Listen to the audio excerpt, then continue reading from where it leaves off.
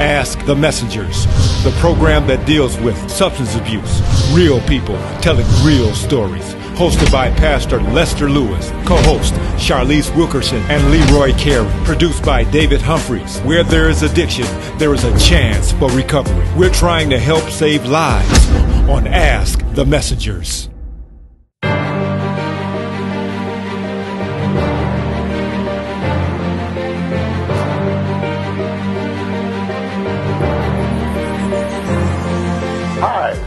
My name is Leroy Carey.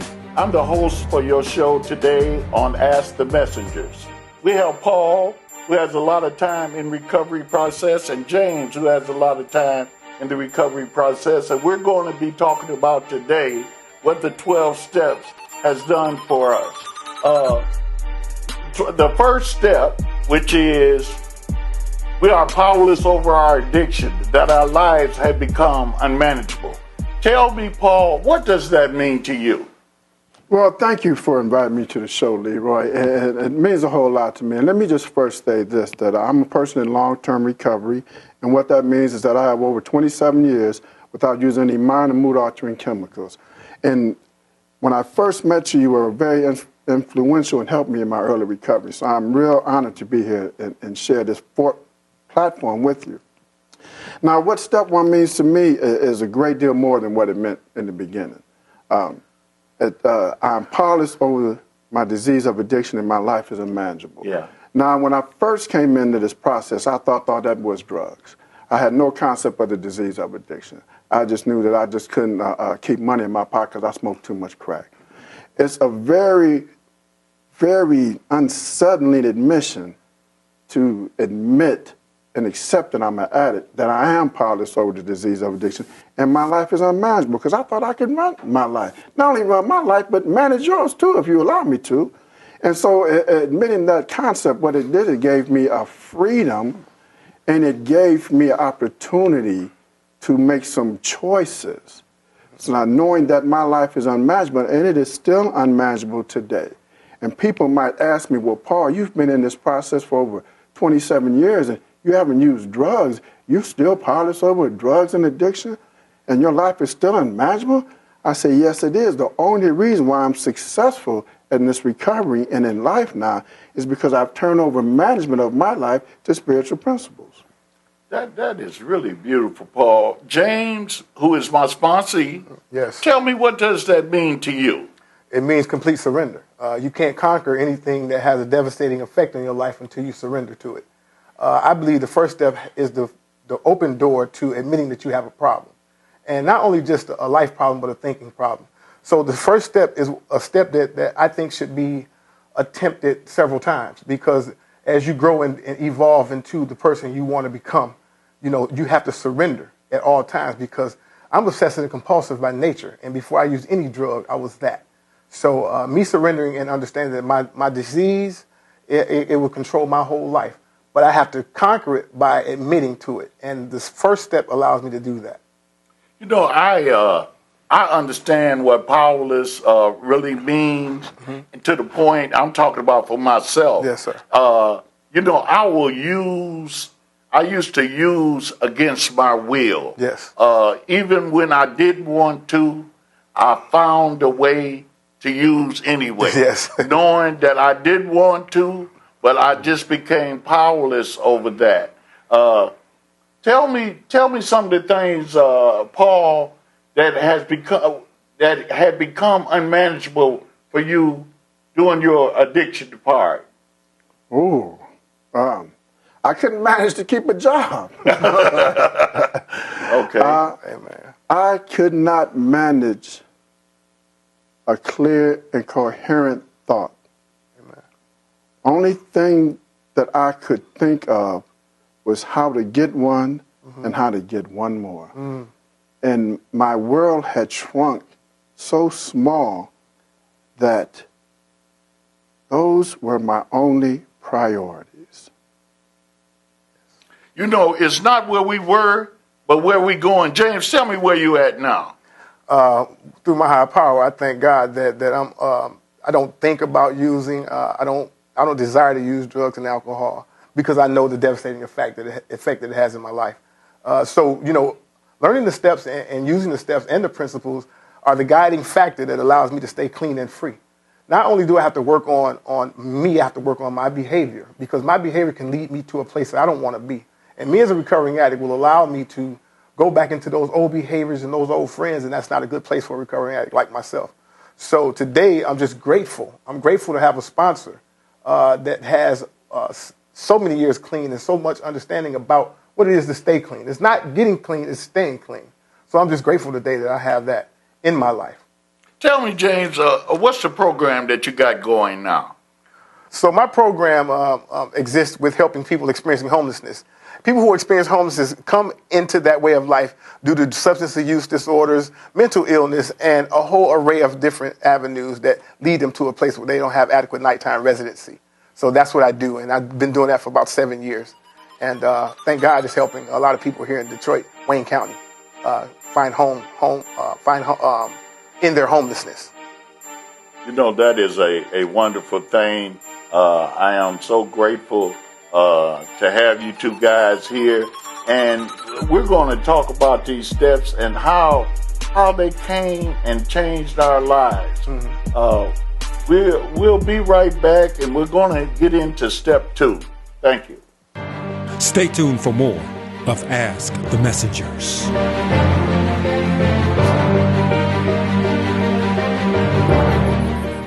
When an auto accident interrupts your peace of mind, your family, your life, the law firm is the only law firm that will truly help you. They treated me like family and communicated every detail of my case. Not only are they here to fight, the law firm is here to help you. I'm Sherry Lobb of the Lobb Law Firm. Helping you in an auto accident is our #1 priority. Call today for a free consultation. 855-HELP-YOU. I'm Artesia Washington, and I'd like to welcome you to Irvine Head Injury, where restoring you to your previous level of functioning is our goal. We offer services such as physical therapy, occupational therapy, speech and language pathology, aquatic therapy, massage therapy, and counseling. An automobile accident is an unfortunate event. If you feel that you or a loved one can benefit from our services, you can be reached at 248-415-2500. We look forward to hearing from you. Hi, I'm Ashley Greaser, the Office Manager at Premier Supportive Services. Here at Premier, we offer a variety of services that include residential service, 24-hour residential, attended care, semi-independent, as well as many other services. So if you know of anyone that has been involved in a car accident, we are located at 17555 James Cousin, Suite 2, or you can give us a call at 313-345-3668. Hi, my name is Brenda Owens. I work at Greenfield Hair Collections, and I love doing hair. I've been doing it for almost 30 years now, actually. And I do a little bit of everything. This style right here is a pin curl. This is my weekly client, Lenise, short and sassy. She just got a fresh haircut last week. The name of the salon is Greenfield Hair Collections. We're located on Greenfield between Outer Drive and Curtis. I'm on the second level. My name is Brenda. My phone number is 313-729-8194. Give me a call. I love what I do. Welcome, Judge Mathis. Thanks for coming to share an important message with the Wayne County taxpayers. Well, thank you for allowing me to help. Most of my life I was a resident of Wayne County, and so I'm here to help because Treasurer Shabri wants to work with Wayne County homeowners to keep families in their homes and prevent foreclosure. If you're having trouble making your property tax payments, let us know. We have many resources to help. Take the first step towards staying in your home by going down to the Wayne County Treasurer's office on the 5th floor of the International Building in Greektown. Stop by today to learn more about our payment plans and especially the newly extended interest rate reduction program. Already in the payment plan? It's important you stay in good standing. Making property tax payments is now easier than ever. We have placed payment kiosks in Rite Aid stores and community centers across the county. We've also added kiosks in our offices. Contact us at 313-224-5990 or email us at taxinfo@waynecounty.com.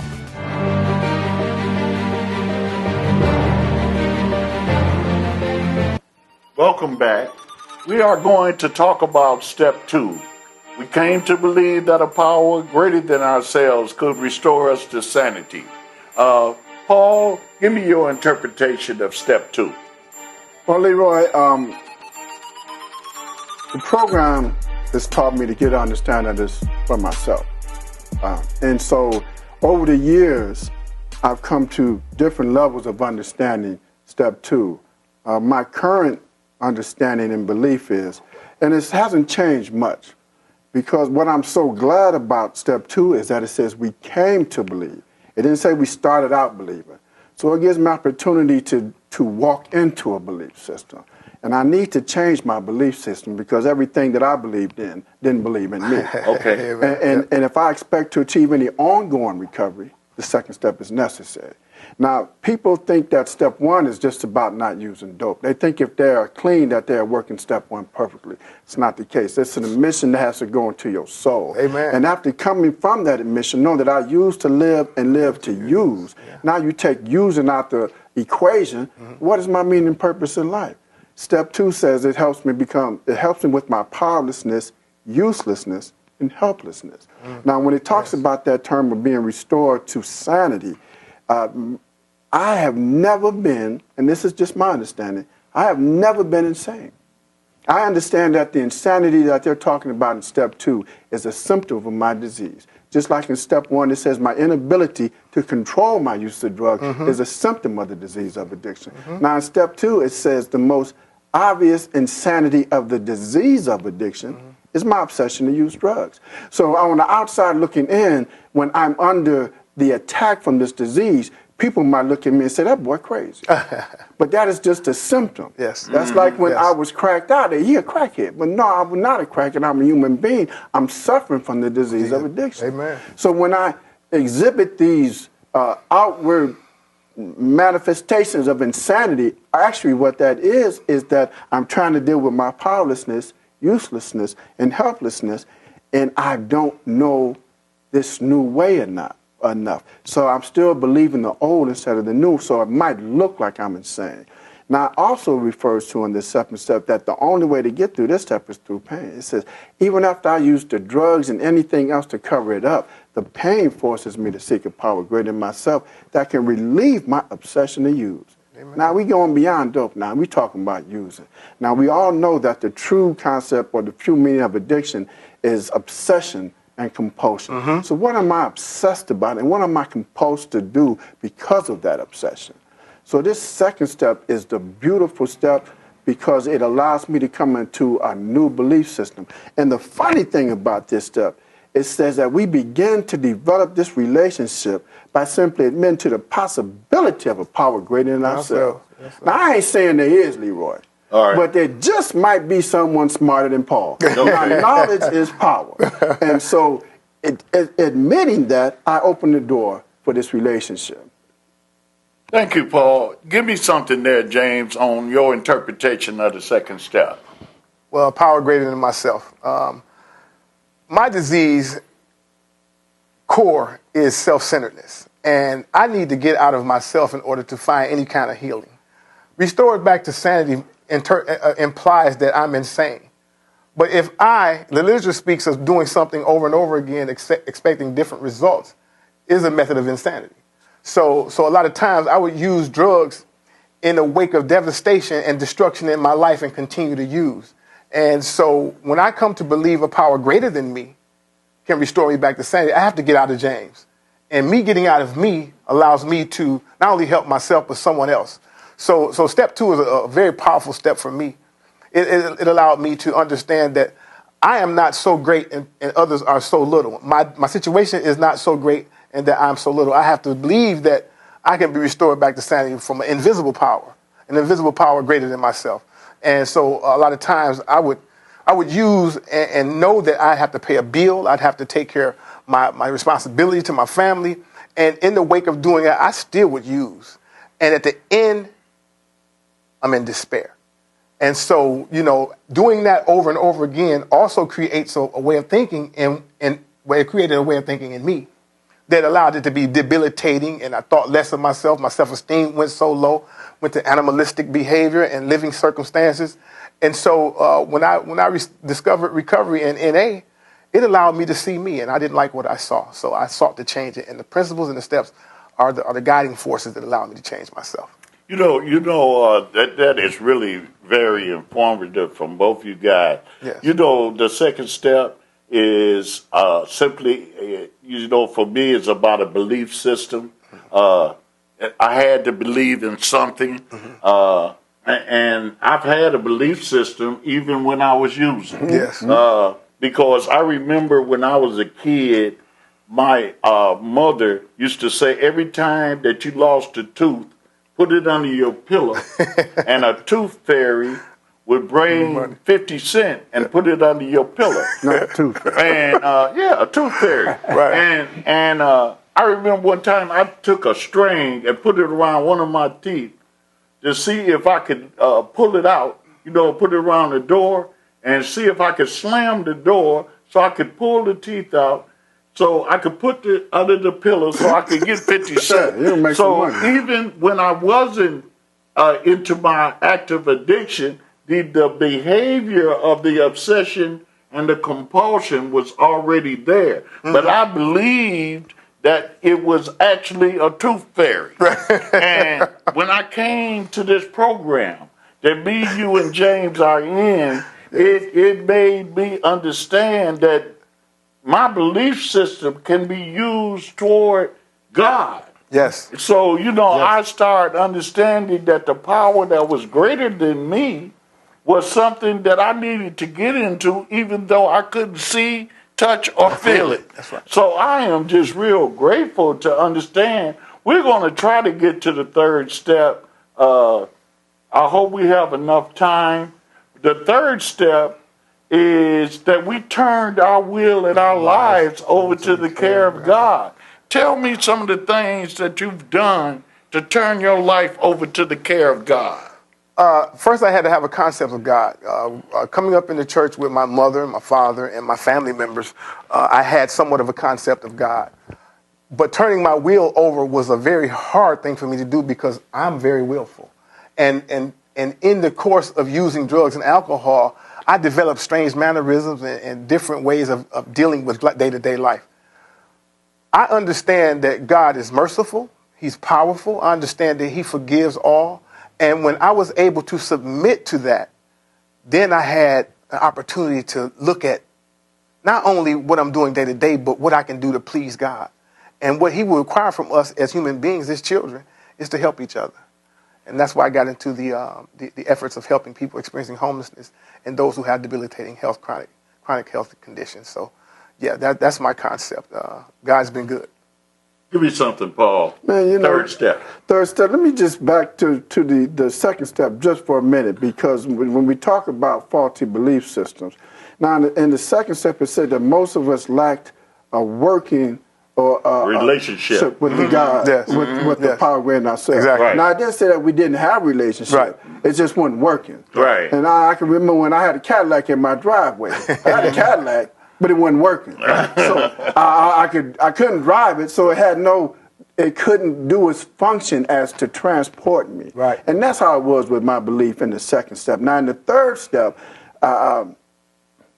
when it says that we made a decision to turn our will and our lives over to the care of God as we understand him. Mm-hmm. Not me understanding God, but a God of my understanding.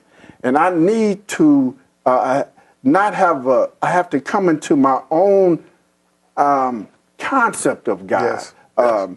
Not from dogma, but from what works for me. Yes. Now, I don't have to argue with God about taking my will back, because I'm not giving my will to God. What I'm doing is I'm turning my will and life over to the care of God. And I use this analogy. I say that I work for a living. I deposit my paycheck in the bank. I'm not giving my money to the bank. What I'm doing is turning my money over to the care of the bank. Mm-hmm. It is still my money, but in the bank it can draw a little interest. It's a little bit safer than it is in my pocket. Mm-hmm. So that's how I look at this third step. I'm not giving my will and life to God. I'm turning it over to the care of. Yes. And when I turn it over to the care of God, then it gets some benefits. Yes. I get some dividends. I get some security. Yes, sir. I get some looking after. I get some protection. Yes, sir. But it's still my will. God gave me my will. You don't want my will? Yes, sir. Yes, sir. We have touched briefly on what step 1, 2, and 3 is. Mm-hmm. You have a really good opportunity to come to the Greater Community Center Church. Yes. It's on Schaefer and James Cousin every Wednesday and Friday. We have meetings for you to come to. You can come in and learn what the steps are from people with experience. Yes. Me and Paul, we got about the same amount of clean time, and we are very happy and more than grateful to help you. So with that, Ask the Messengers are very proud to have served you today. Yes. Stay tuned for more of Ask the Messengers.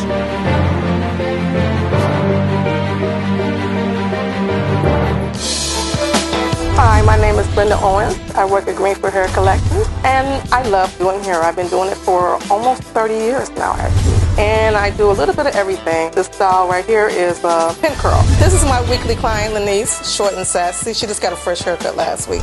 The name of the salon is Greenfield Hair Collections. We're located on Greenfield between Outer Drive and Curtis. I'm on the second level. My name is Brenda. My phone number is 313-729-8194. Give me a call. I love what I do. I'm Artesia Washington, and I'd like to welcome you to Irvine Head Injury, where restoring you to your previous level of functioning is our goal. We offer services such as physical therapy, occupational therapy, speech and language pathology, aquatic therapy, massage therapy, and counseling. An automobile accident is an unfortunate event. If you feel that you or a loved one can benefit from our services, you can be reached at 248-415-2500. We look forward to hearing from you. Hi, I'm Ashley Greaser, the Office Manager at Premier Supportive Services.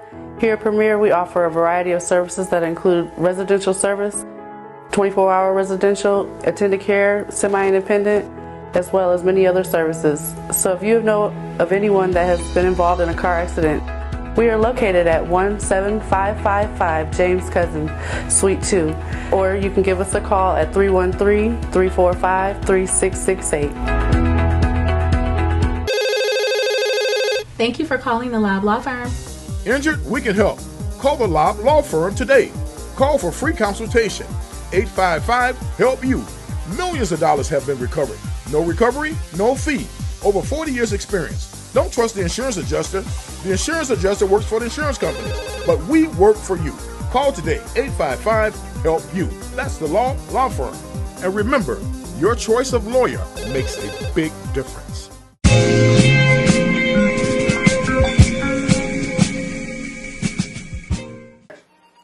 Paul, give me your final thoughts on step 1, 2, and 3. Well, Leroy, steps 1, 2, and 3, they are the foundation of our program. And what can be tricky about this is that it's not a 3-step program, it's a 12-step program. So many times addicts get caught up in what we call the NA walls, and that's step 1, 2, 3. Step 1, 2, 3. Step 1, 2, 3 will get you through any time, any situation for the day. But to further your recovery and to continue in this new way of life, there's 9 other steps that we need to practice. James, give me your final comment on step 1, 2, and 3. First, let me thank you for allowing me to be here on Ask the Messengers. My concept of it is just as my brother Paul spoke of. You know, 1, 2, and 3 is like the waltz, but most importantly, you can apply a step to every aspect of your life. When you learn to use the 12 steps, that's why they're so important. And by them being important, we have to use them in our day-to-day life. Thanks for having me. Thanks for both of you guys being on the show. We are so enthused about carrying this message and about the program that we're on. Ask the Messengers is a program of simply giving out a message of recovery that any addict can stop using drugs and lose the desire to use. We are very grateful for that. We thank God for George and the producers of this program. And with that, Ask the Messengers. All right. Stay tuned for more of Ask the Messengers.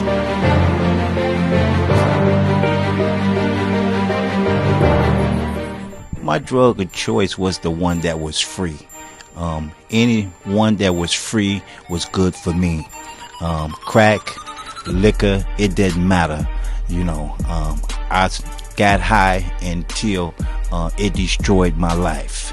And a lot of times you don't even recognize what drugs have done to you until it's too late. Everybody else recognize how bad you is, but you still think you got it together, you know. And I'm just grateful for a program that's able to change your life. And if you here today struggling with getting high, we have a proven plan for recovering addicts. And if you want a better life, this program is simply changed my entire life a day at a time. I did a whole lot of stuff that I'm not proud of, but I'm proud today. I've been clean 25 years, and this have truly changed my entire life around. I don't look like what I've been through. That's the blessing of what this program, and that's what we do today. We learn how to live and enjoy life like we supposed to. It's a wonderful thing to be clean. And a lot of time we don't know how to get excited about this program. I just had a 25-year anniversary. We had tons of people there. And what we do today is we learn how to have clean fun. You know, we do so many things today. You know, I'm even taking up ballroom classes today. But we do that clean today. You know, the simple things of life is like going to the movies, taking a trip with your family, stuff I never did. And so today, the gift that we offer is free. It don't cost you a dime, you know. And so I'm just grateful to be here. Opportunity, maybe I can help somebody out there that's struggling with addiction. You know, you don't know that you may be the next Rick P. You may not know that, but you know, this program is waiting for you. You know?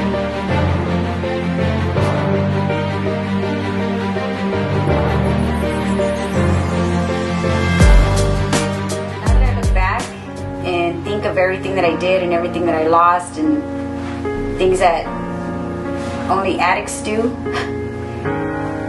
I just can't believe that was me. And again, I'm very thankful that I'm sober today. Even though we had a lot of pain, even though we felt a lot of rain, Mom, it made us who we are today. I don't regret a thing. Thank you for everything. Even though we had a lot of pain, even though we felt a lot of rain, Mom, it made us who we are today. I don't regret a thing. Thank you for everything. But now it's over, cause now you're sober. And I'm so proud of you, Ma, cause you came out a soldier. We didn't understand, but God, He knew your plan. He knew that it would make you stronger and make me who I am. And who I am is great. I create music and help who I can. The people can relate to the pain that turned me to a man. I know God's work is never done, ready for whatever comes. I just wanted my mom back, but now I got a better one. No, we had a lot of struggles, but thank you for everyone, cause they taught me how to face all of my fears and never run. So thank you for everything. Swear I wouldn't change a thing, cause if it wasn't for you, I probably wouldn't chase a dream. Probably would've given up, probably would've backing down. But I got you in my blood, so I always stand my ground. How you taught me to, it made me stronger too. Just know that everything I do, Mama, is all for you. I wouldn't change anything.